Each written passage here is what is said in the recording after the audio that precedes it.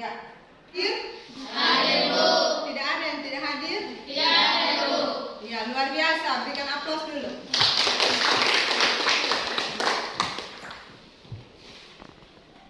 Sebelum kita mengawali pembelajaran kita akan bernyanyi dan berdoa dulu ya. Ya, Ibu minta salah satu dari teman kalian untuk memimpin kita di dalam doa. Oke.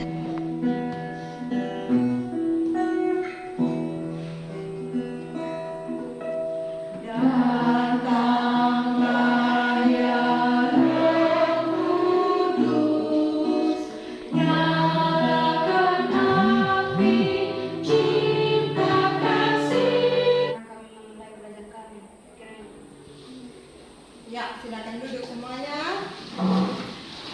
Ya, supaya kita semangat untuk belajar hari ini, ibu kalian ikutin gerakan ibu. Ya, contohnya seperti ini. Ya, siswa hebat, guru hebat, Tuhan lebih luar biasa. Ya, silakan berdiri semua. Ya. Siswa hebat, guru hebat, Tuhan lebih luar. Kita akan belajar tentang Roh Kudus, penopang hidup orang beriman. Ya, Roh Kudus, penopang hidup orang beriman. Sebelum kita lanjut ke pembelajaran kita hari ini, ya buku mingguan sudah dikumpul? Sudah, Bu. Silakan kumpul buku mingguannya dan ambil buku paket untuk dibagikan per kelompok. Ya, satu kelompok itu 3 buku ya. Silakan salah satu datang ambil buku paket dibagikan. Ya, terima kasih. Perhatikan di slide, kalian perhatikan di slide pembelajaran kita atau materi kita hari ini yaitu Roh Kudus penopang hidup orang beriman. Ya, Ibu mau bertanya dulu, siapa yang masih ingat pembelajaran minggu lalu? Saya, Bu. Oke, lalu. Pembelajaran mulai tentang dampak dari hidup beriman dan berpengharapan. Ya, dampak dari hidup beriman dan berpengharapan. Berikan aplaus untuk Rasul 1 ayat 8. Siapa yang sudah dapat silakan baca. Yohanes 14 ayat yang ke-26. Tetapi penghibur yaitu Roh Kudus Silakan baca. Oke, silakan. Kisah Para Rasul 1 ayat 8. Tetapi kamu akan menerima kuasa kalau Roh Kudus turun ke atas kamu. Ibu akan menyampaikan kompetensi dasar yang kita akan belajar, yaitu yang pertama, menghayati peran Roh Kudus dalam proses hidup beriman. Indikator yang harus kalian capai dalam pembelajaran hari ini yaitu Roh Kudus sebagai penghibur dan kekuatan bagi orang beriman. Tujuan pembelajaran kalian perhatikan di slide sini. Oke. Yang pertama, peserta didik dapat menjelaskan tentang Roh Kudus sebagai penghibur dan kekuatan bagi orang beriman. Adapun mekanisme yang kalian harus belajar hari ini yaitu kalian akan berada dalam diskusi, kalian akan bertanya jawab dan mengerjakan tugas dan memberikan kesimpulan yang dari materi yang akan Ibu sampaikan. Siapa Roh Kudus itu? Siapa yang tahu siapa Roh Kudus itu? Oke, Widya. Roh Kudus adalah suatu pribadi nyata yang datang untuk tinggal dalam pengikut Kristus yang sejati setelah Yesus bangkit dari kematian dan bertata hidup. Ya, berikan aplaus untuk Widya. Yang tahu kalau di dalam teologi Kristen, Roh Kudus diakui sebagai pribadi ketiga dari Tritunggal setelah Allah Bapa dan Allah Anak, yaitu Yesus Kristus. Ketiga pribadi ini bekerja bersama-sama dan saling mendukung serta saling mengisi. Ya, jadi di sini juga kalian perhatikan Roh Kudus penopang hidup orang beriman. Sekarang kalian masuk dalam diskusi kelompok. Ya, silakan bentuk kelompok seperti biasa dan kalian akan mengerjakan tugas diskusi kelompok. Ibu akan membagikan LKPD. Waktu kalian untuk berdiskusi 15 menit dari sekarang.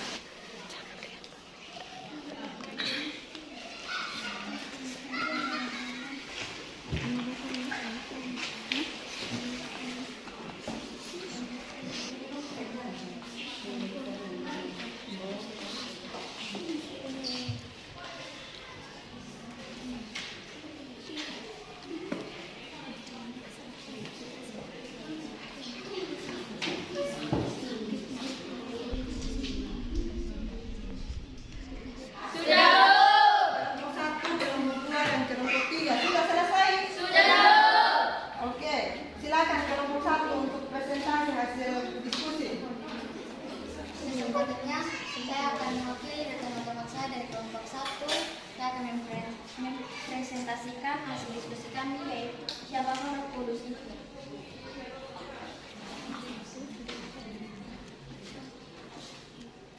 Roh Kudus adalah pribadi yang ketiga dari Tritunggal Allah, Bapa. Ya, berikan aplaus untuk teman-teman. Kami dari kelompok 2 akan mempresentasikan hasil diskusi kami. Siapakah Roh Kudus itu dan apa perannya dalam kehidupan Allah?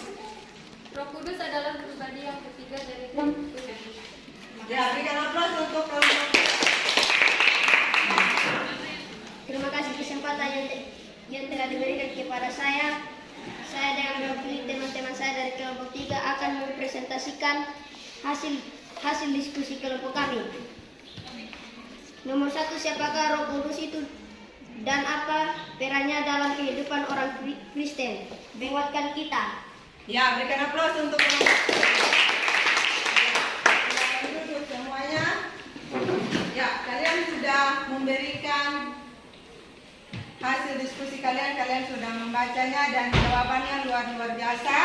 Dan itu akan memberikan menjelaskan pengertian tambahan tentang Roh Kudus, yaitu kalian perhatikan di slide sini pengertian Roh Kudus.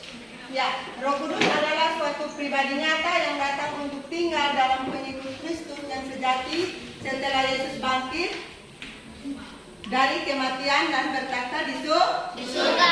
Ya, jadi kalian bisa lihat dalam Kisah Para Rasul yang kedua pasal 2. Ya, kita lihat mengenal Roh Kudus sebagai pribadi ketiga dari Tritunggal. Ada yang mengatakan Roh Kudus itu sebagai pribadi ketiga dari Tritunggalan. Yaitu di dalam Alkitab disebutkan ada 2 jenis karunia Roh Kudus, yaitu untuk menguduskan mereka yang menerimanya. Ada 7 jenis, yaitu kalian perhatikan Yesaya 11 ayat 2-3. Dengan demikian maka Roh Kudus akan menjalankan peranannya sebagai pengganti Tuhan Yesus secara fisik sudah kembali kepada Bapa di surga. Ya, dari kehidupan Paulus, kita lihat contoh kehidupan Paulus ya. Dengan pelayanannya memang tidak berjalan dengan mudah dan mulus. Ada banyak tantangan dan ancaman yang harus dihadapi. Namun, ia memiliki kekuatan dan pengetahuan untuk melayani. Ya, karena Roh Kudus mempersiapkan segala sesuatu baginya, maka bagi Paulus jelas Allah sendirilah yang memberikan kepadanya kekuatan yang dia butuhkan. Dan pemberian itu ia peroleh melalui Roh Kudus yang telah Tuhan Yesus sendiri karuniakan kepada para murid dan kepada setiap orang yang percaya dan mengikuti dia. Ya. Perhatikan contohnya di dalam kelas. Kalau teman melakukan salah, kita harus meminta maaf. Ya. Memberi karunia kepada kita, menguatkan kita. Ya. Ya, kita lihat lagi Roh Kudus menghibur dan menguatkan. Kata penghibur di sini digunakan untuk merujuk kepada Roh Kudus, biasanya diterjemahkan menjadi comfort, yang merupakan akar kata comforter, berasal dari 2 kata bahasa Latin yaitu come bersama-sama dan forte adalah kekuatan. Jadi dapat kita simpulkan bahwa kata comfort itu atau menghibur itu artinya datang untuk hadir bersama dengan orang yang berduka atau mengalami kemenangan untuk menguatkannya. Jadi inilah peranan Roh Kudus di dalam kehidupan orang Kristen. Dalam arti Roh Kudus mampu menghibur kita, memberikan nasihat, dan menemani kita sampai akhirnya kita merasa kuat kembali. Ya. Sekarang kita lihat lagi peran Roh Kudus menguatkan gereja dan umat. Kita lihat Roh Kudus memberikan kekuatan dan semangat baru bagi orang percaya. Sampai di sini Ibu menjelaskan tambahan. Ya. Ada yang mau memberikan kesimpulan dari materi kita hari ini? Ada yang bisa? Ada yang bisa? Roh Kudus merupakan Roh Elohim yang menolong, memimpin, menghibur. Ini kita juga dapat menyaksikan bahwa pendampingan Roh Kudus lewat perubahan hidup di kalangan umat dan pertumbuhan gereja gereja di berbagai tempat di seluruh dunia. Ya, jadi Roh Kudus itu yang ada bersama-sama dengan kita sebagai orang-orang yang percaya dan sungguh-sungguh. Ya, dari materi kita hari ini, Ibu akan mau bertanya kepada kalian.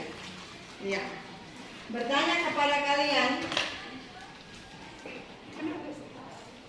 Coba kalian berikan contoh pekerjaan Roh Kudus dalam kehidupan kita sehari-hari. Oke, silakan Salom. Roh Kudus melindungi kita dari segala macam mara bahaya. Ya, Roh Kudus melindungi kita dari segala macam bahaya. Berikan aplaus untuk Salom. Oke, silakan Putra. Mendorong kita untuk melakukan yang baik. Ya, menolong kita melakukan yang baik. Berikan aplaus. Yang lain? Ya. Ya, Roh Kudus memberikan karunia kepada kita. Ya, silakan Rani. Menguatkan kita. Ya, menguatkan kita. Roh Kudus itu sangat menguatkan kita. Ya. Demikian pembelajaran kita hari ini, dan kita akan belajar untuk minggu depan, yaitu kita akan belajar daripada para martir.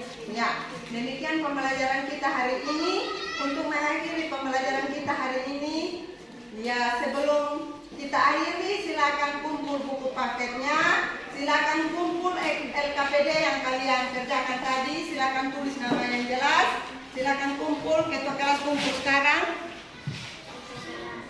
Kumpul sekarang.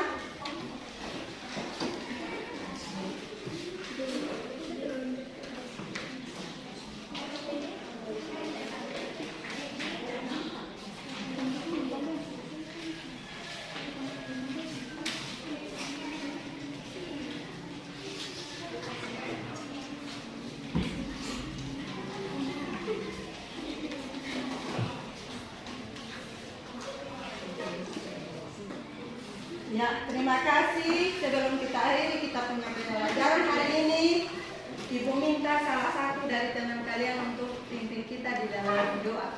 Silakan. Oke, silakan John. Sebelum kita berdoa, mari kita memuji Tuhan. Dari lagu yang berjudul